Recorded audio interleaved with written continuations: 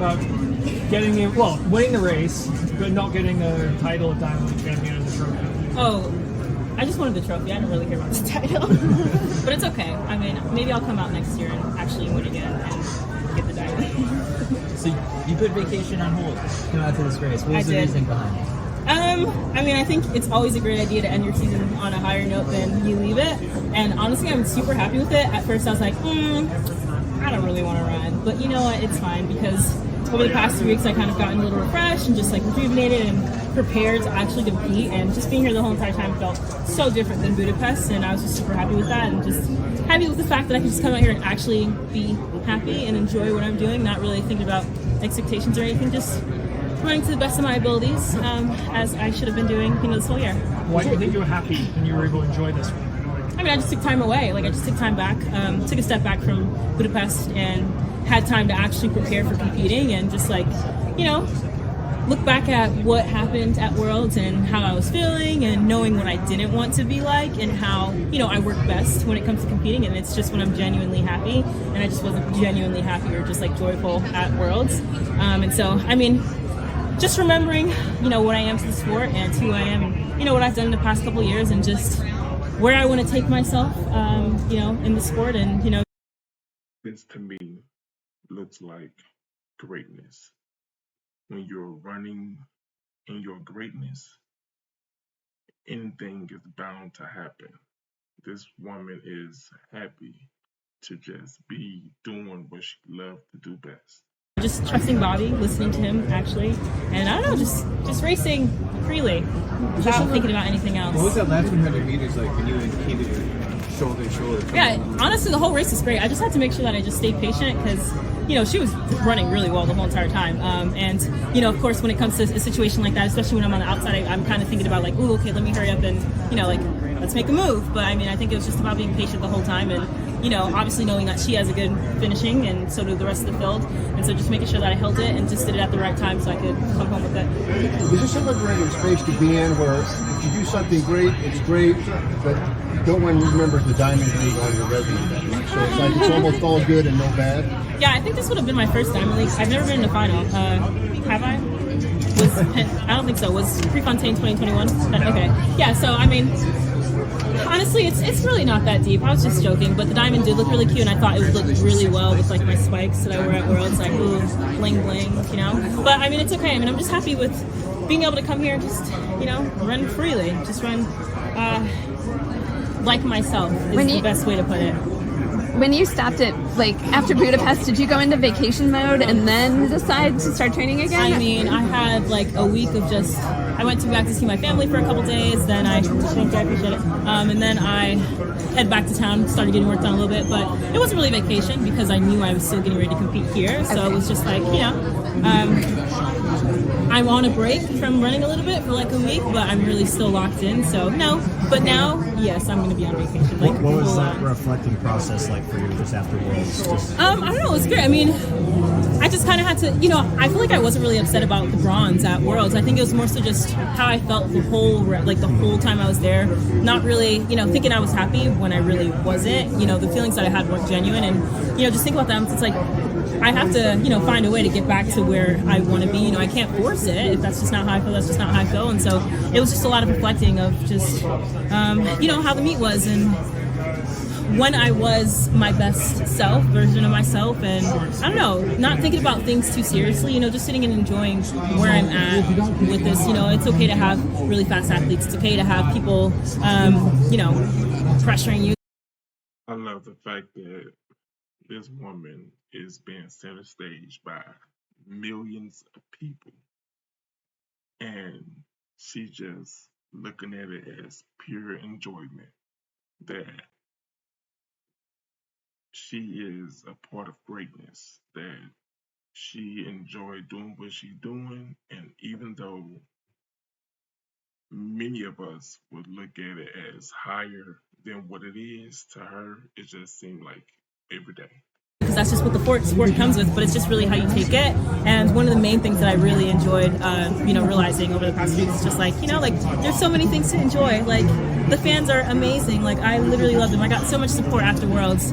And it kind of just made me realize, like, man, like, I'm not doing this for my own self. Like, you know, people actually genuinely care about me. They actually enjoy watching me compete. And if they know when I'm the best version of myself, then I should know that myself. And so just hearing all the things that they say and, you know, just have fun and, you know, just smile. I'm just like, man, you guys really care and you guys really know. So I just wanted to make sure that I prioritize that myself because I, too, know that that's the best way I can be.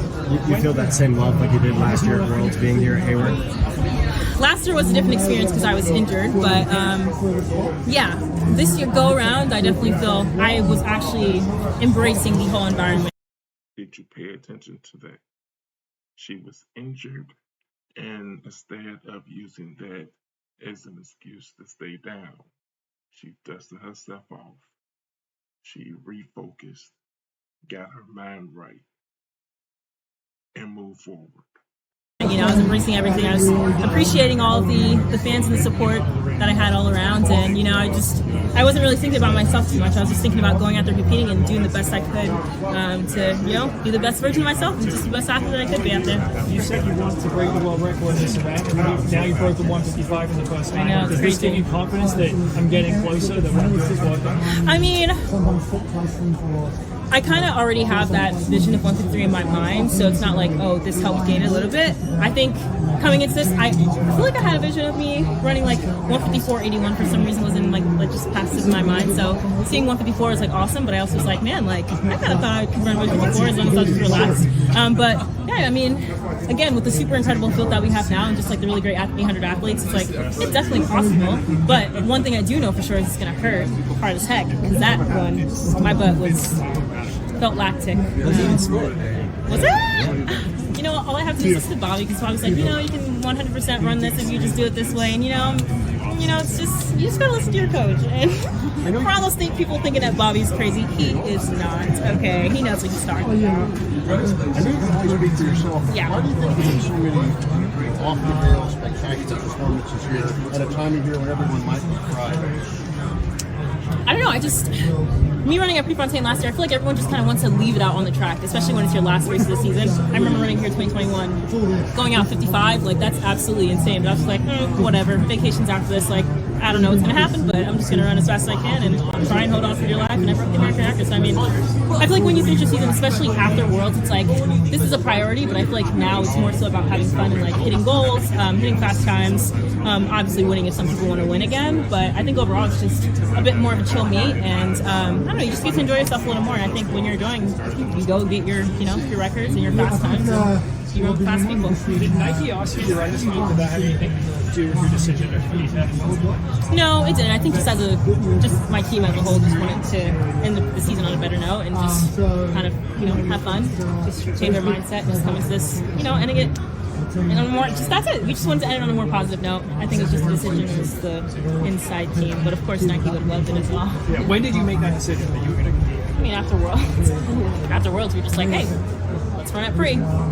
You mentioned sort of remembering like who it is you want to be in the sport. How do you define that? Who do you want to be in the sport? I mean, coming into it, I mean, just thinking about before I even went professional, like I always thought like, oh, I want to be an Olympic gold medalist. Like 2016, watching Rio 2016, I'm like, ooh, I want to do that. Like, I want to be an Olympian. I want to win a gold medal too. And then, you know, come 2021, that happened.